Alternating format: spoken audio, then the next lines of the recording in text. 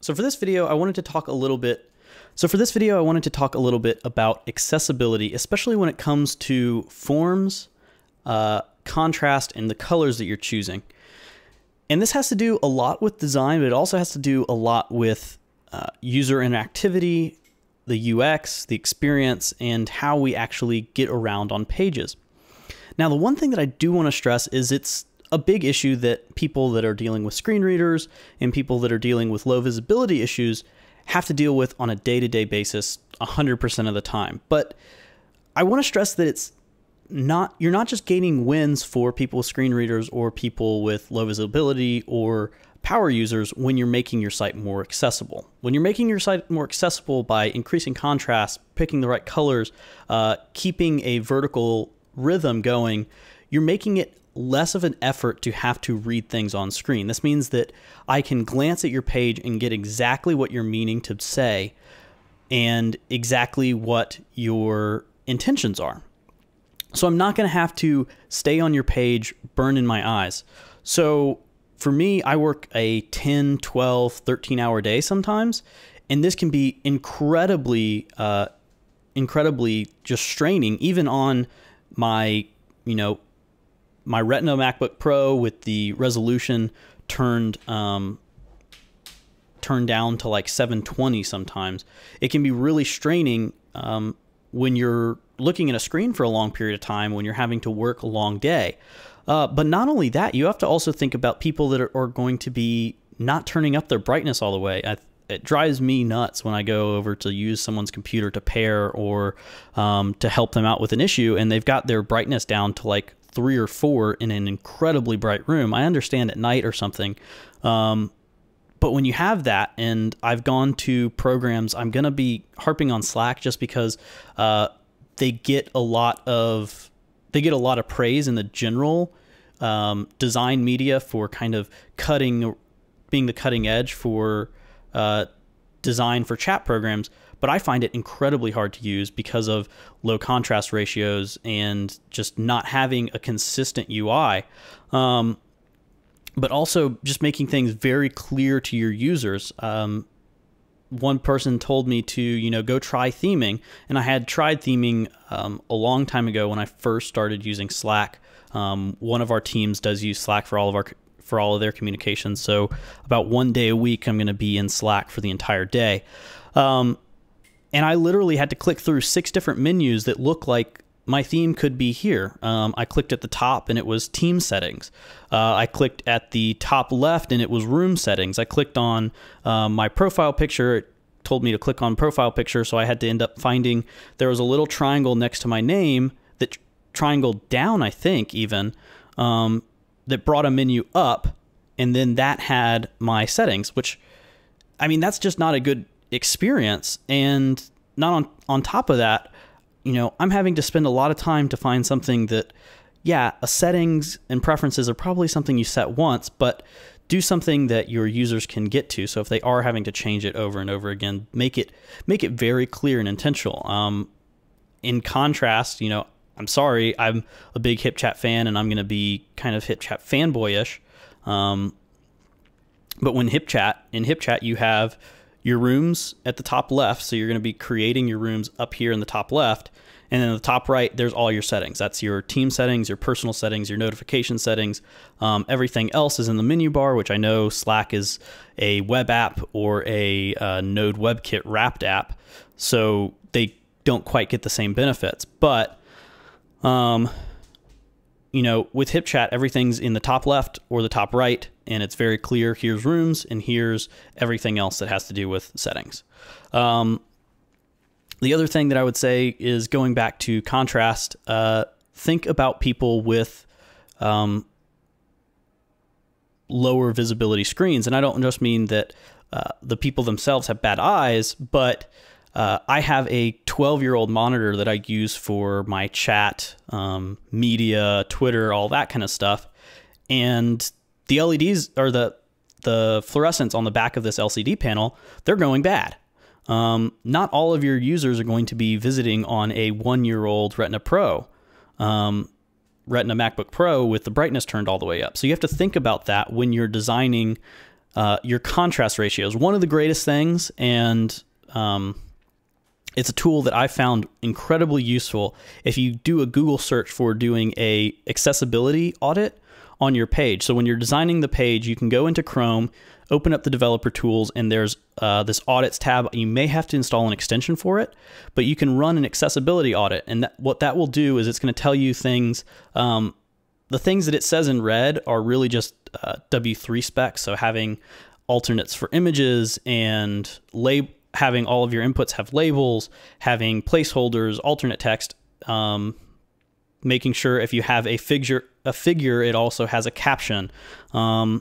Just things like that those are more useful for accessibility for screen readers, and that's incredibly great. It also is going to help you with some of your tab ordering. So it might say your tab order for a form might be a little bit weird because you brought in some JavaScript library that completely screws up being able to tab through your form. That's powerful not only for screen readers and not only for people with visibility issues, but power users that are going to be hitting tab through your forms. But probably the most important thing, and this is something that I even try to do on my small sites, Ember Grep, I did this multiple times and was spending days on it, and I've still got some issues that I'm addressing with the design. But you're able to see your contrast ratios, and this is really good because it's going to do some relatively simplistic math, and it's not always 100% right. But what I would say is that when it says low contrast between your text and background, it's actually computing the exact text and its background, and it's able to see how close you are in contrast. So it pulls out all the color and just looks at the contrast. And then it also does some math around how thick is this font, how big is the font, and it's going to do all of this to give you kind of a readability score. And if that score is lower than a certain percentage, it's going to go and say, hey, you should probably address this font and this text right here because it's hard to see. And remember, if you increase that score and get rid of some of those issues, it's not going to just make it easier for people with low visibility or bad monitors. It's going to make it easier for you at night. So finally, other than running that accessibility audit, one of the other things that you can do is if you have a variable brightness screen, I would not say on a flat panel monitor to do this, but on laptops with some good brightness settings, Macs are really good just because they get really, really bright and they can go really, really dim. And then there's even in the App Store, there's something called, I think it's Brightness Monitor or something like that, that lets you change your brightness even below like the last setting, and it gets in between that and black. So if you never feel like you have contrast issues, go ahead and turn your Mac or your PC. Like I said, PCs usually don't get as dark and squash things as much. But if you have a Mac, and really on any display, like I said, any display, turn your brightness all the way down. Turn your brightness all the way down, and then this is terribly bad. Your eye doctors are going to say this is really bad. Kind of look at one of your lamps. Do this at night. Look at one of your lamps for like 5 seconds. So like I'll look into a lamp for 5 seconds, and this is probably why I have contrast issues. But if you look at a light source and then look at your dark display, you're then going to see some of the issues that you have with contrast. And that's going to help you address and see, some of what your users might see. So addressing this issue, as a developer and a designer, I think it's on you to make your site, your app accessible. It shouldn't be on me to, turn up a contrast or run something like Flux Extra Dark Mode, which will make my entire resolution overly contrasted. That shouldn't be on me to make sure that I have accessibilities, because if I go and pick up a friend's phone, or I'm using a computer at a library or a company computer or going to a presentation, your app should be just as accessible for me on those as it is for me on my, extremely high contrast screen 2 feet in front of my face. So just to say this, not to harp on it again, I'm sure it'll probably come up in a few months for me, but try to keep your contrast ratios up. Try to keep your vertical grid the same. Try to keep your UI really simple, really clear. And these things will help you. Hopefully, in a business sense, this will even help you convert users. But this will help you just make your app more enjoyable to use. You know, I'm coming from a background where a lot of my apps that I'm building are things that I want users to have open hours at a time, or even all day. So similar to a chat program. So this is why it's going in my mind of making sure that things are high visibility. I even went to our designer who designed things, and I was like, hey, I'm going to bump up the contrast because, you know, I even showed him. I turned down my brightness and I showed him. I was like, this is hard to see, and he agreed. And it was hard to see. It was straining after a while, and he was like, okay, let's do it. And it's improved our app usability. Our product designer was like, man, this looks exactly like the mock-ups. And I said, actually, it's better because it will always look this contrast heavy. So even at night, once you get past a certain contrast threshold, your design continues to look the same way, no matter how kind of eye dead you become.